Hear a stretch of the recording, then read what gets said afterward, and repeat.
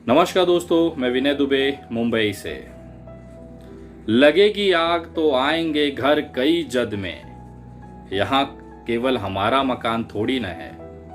ये वो लाइनें हैं जो इस समय हमारे भारत पर एकदम सटीक बैठती हैं।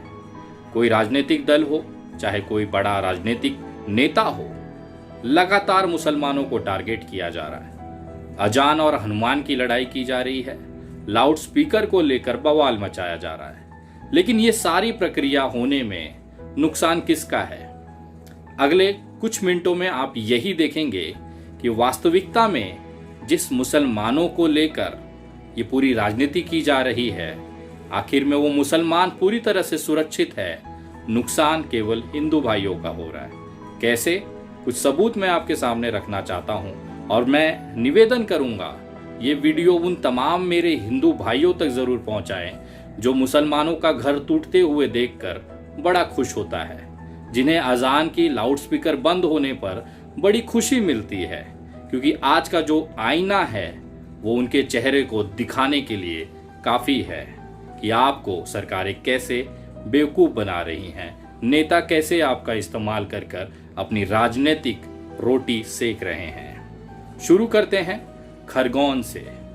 खरगोन में जुलूस निकाली जाती है, पत्थरे चलते हैं, सरकार आक्रामक होती है, बुलडोजर चलाए जाते हैं और घर तोड़ दिए जाते हैं। देश का एक बड़ा हिंदू तबका बहुत खुश होता है, गर्वान्वित महसूस करता है, मामा की जय जयकार करता है और इस नशे में चूर हो जाता है कि मुसलमानों के घर तबाह कर दिए। लेकिन क्या वाकई में वहां पे मुसलमानों के घर तोड़े गए? क्योंकि मैं पर्सनली खरगोन गया, वहां पे दंगा पीड़ितों से मिला और मेरी आंखें फटी की फटी रह गई कि मुसलमान का तो नाम मात्र का घर तबाह किया गया, असली तबाही तो हिंदुओं का किया गया। मैं ये बात नहीं कह रहा हूं, मैं ये पहले कहता तो शायद कोई यकीन न करता। लेकिन जब जहांगीरपुरी में बुलडोजर कांड किया गया, घर तोड़े गए, तो सुप्रीम कोर्ट में एक याचिका दायर की गई। वहां पे सरकार से पूछा गया कि वाकई क्या आप मुसलमानों को टारगेट कर रहे हैं? तो सरकार के वकील ने वहां पे क्या कहा, जरा सुनिए। और इस दौरान याचिकाकर्ताओं ने आरोप लगाया कि ये कार्रवाई सिर्फ एक समुदाय को टारगेट करके की जा रही है। इस पर सॉलिसिटर जनरल तुषार मेहता ने इन आरोपों को खारिज करते हुए कहा, मध्य प्रदेश के खरगोन में मुस्लिमों से ज्यादा हिंदुओं के घर गिराए गए। सॉलिसिटर जनरल तुषार मेहता ने कहा कि मध्य प्रदेश के खरगोन में सरकार के अभियान में 88 हिंदुओं और 28 मुस्लिमों की संपत्ति को नुकसान पहुंचा। जी हाँ, यही वास्तविकता है।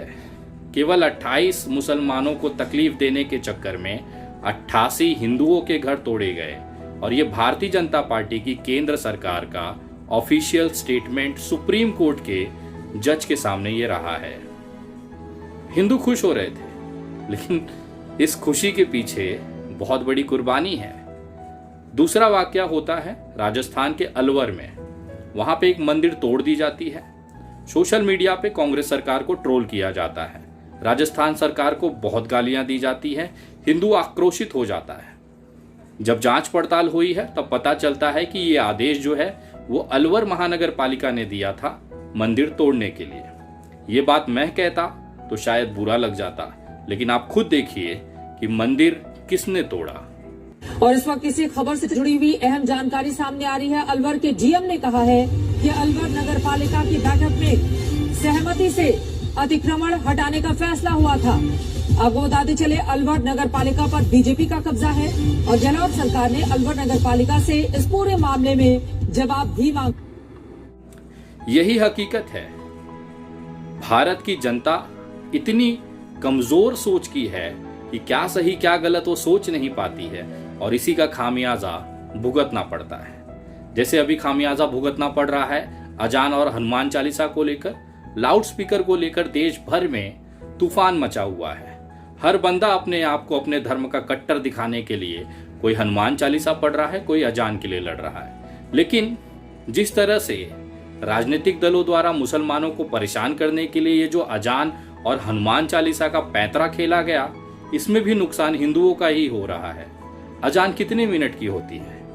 बाकायदा 2 मिनट 3 मिनट, इससे ज्यादा की अजान नहीं होती है। लेकिन इस 2 और 3 मिनट की अजान को दबाने के लिए खास तौर पे रमजान में, ईद के समय मुसलमानों को पीड़ा देने के लिए एक मुहिम छेड़ी जाती है और उसका खामियाजा किसे भुगतना पड़ा, देखिए जरा।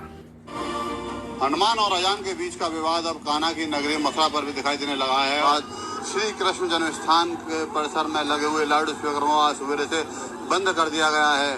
बताया जा रहा है कि यह संस्थान का यह आदेश, संस्थान का यह निर्देश जो धार्मिक स्थल है उन पर जो लाउड स्पीकर लगे हुए हैं वह लाउड स्पीकर से आवाज मंदिर परिसर के बाहर न जाए, इसी को दृष्टिगत रखते हुए अब संस्थान ने यह फैसला लिया है। संस्थान ने यह फैसला भले ही मुख्यमंत्री की अपील पर लिया हो, लेकिन इस फैसले से श्रद्धालु आहत हैं। लेकिन कुछ श्रद्धालु इस फैसले से आहत दिखे हैं। उनका कहना है कि लाउड स्पीकर बजाने की इजाजत होनी चाहिए, भले ही आवाज को लेकर कुछ बंदिशें लग जाएं। हमारे तो शास्त्रों में ये है कि चाहे हमें कथा पढ़ने का टाइम नहीं है, लेकिन अगर कथा सुन लो तो भी हमें बराबर ही पुण्य मिलता है। तो स्पीकर बजने चाहिए, चाहे कम आवाज में बजे, दूसरों को परेशानी ना हो, लेकिन ये कानों में सबकी आवाज जानी चाहिए, ताकि जो जिस पे पढ़ने का टाइम नहीं है, सुनने का टाइम नहीं है, मंदिर आने का टाइम नहीं है, तो बाहर से ही सुनते हुए चला जाए भगवान जी का नाम। चले थे मुसलमानों को तकलीफ देने, लेकिन अयोध्या, मथुरा, झांसी, तमाम देश के जो मंदिर हैं वहां पर भी लाउडस्पीकर बंद कर दी गई। भक्तों को कितनी तकलीफ है उसका एहसास इन्हें नहीं है। इन्हें तो केवल राजनीतिक रोटियां सेकनी है। एक 2 मिनट के अजान के तबाह करने के लिए, कुर्बान करने के लिए इन्होंने सदियों से चली आ रही परंपरा को ध्वस्त कर दिया।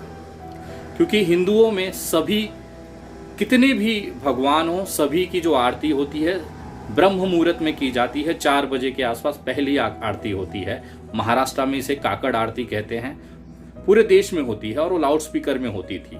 जब ये लाउड स्पीकर में आरतियां शुरू होती थी, लोगों को ये पता चल जाता था कि सुबह हो गई है, 4 बज चुके हैं, प्रभु का आरती हो रही है, सब अपना ध्यान मग्न करते, प्रभु को ध्यान करते। लेकिन अब ये लाउड स्पीकर बंद कर दिए गए हैं। क्यों? क्योंकि मुसलमानों से नफरत थी, उनके मस्जिदों से लाउड स्पीकर हटाना था। इसकी वजह से आज मंदिरों के भी लाउड स्पीकर के लगा दिए गए हैं। यही होता है जब हम किसी के लिए जब गड्ढा खोदते हैं तो गड्ढे में हमें भी गिरना पड़ता है। और आज जिस तरह से मंदिरों पर से लाउड स्पीकर हटाए जा रही हैं, आरतियां रोकी जा रही हैं, मुसलमानों का क्या है, वो तो नमाज आज भी पढ़ रहे हैं, उनका कोई भी आपत्ति नहीं है। तोड़ने वालों को कभी कोई याद नहीं रखता। हमेशा मोहब्बत करने वाले और जोड़ने वालों का इतिहास रहा है। बाकी आपकी इच्छा है, आप पूरी ताकत से नफरत फैलाएं, हम पूरी ताकत से मोहब्बत और भाईचारा फैलाते रहेंगे। जय हिंद, जय महाराष्ट्र।